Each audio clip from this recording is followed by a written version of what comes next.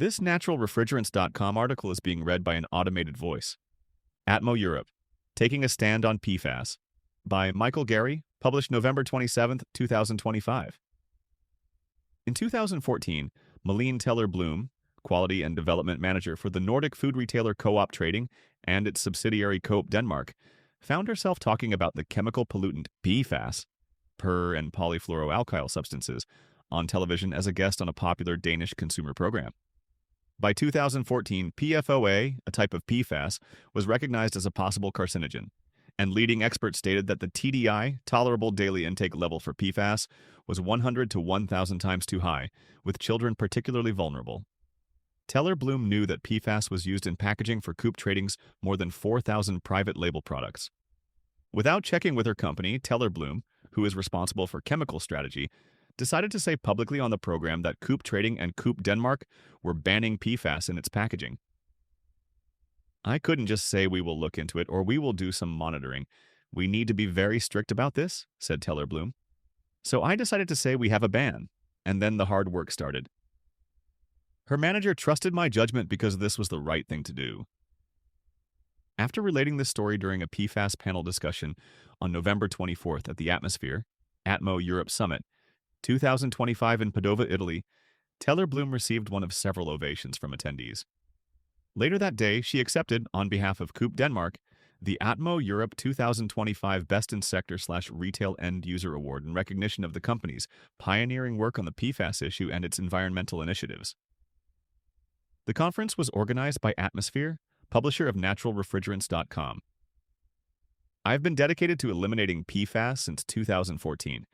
And besides raising my 3 children, this is the thing that I'm most proud of," said Teller Blume.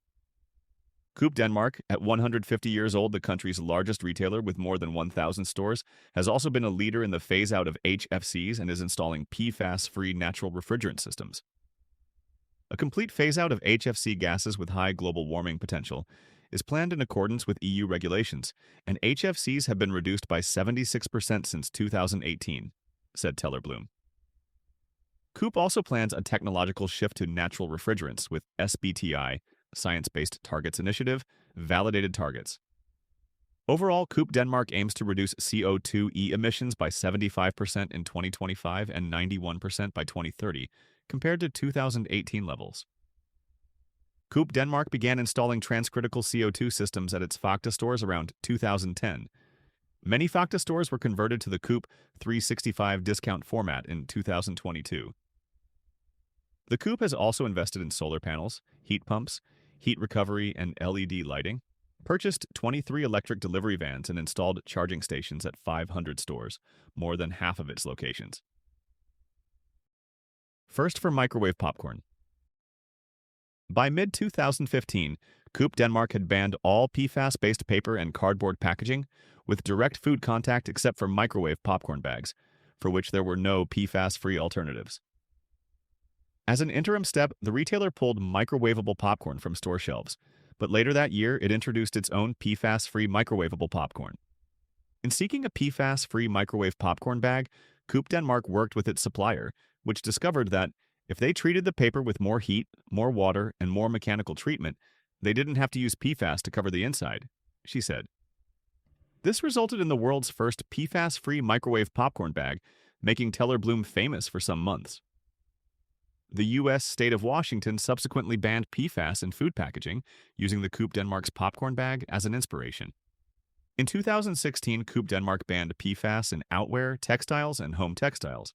2 years later, it prohibited PFAS in cleaning, cosmetics, and personal care products, and in 2023 it took aim at PFAS outdoor textiles and garden furniture. In 2024, PFAS frying pans were banned. Along with product bans, Coop Denmark has also contributed to national anti-PFAS legislation.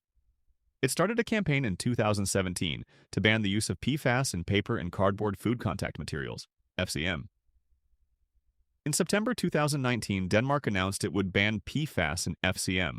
The ban went into effect in July 2020, making it the first country to do so. In addition, Coop Denmark works with organizations like ChemSec to advocate for PFAS bans at the EU level.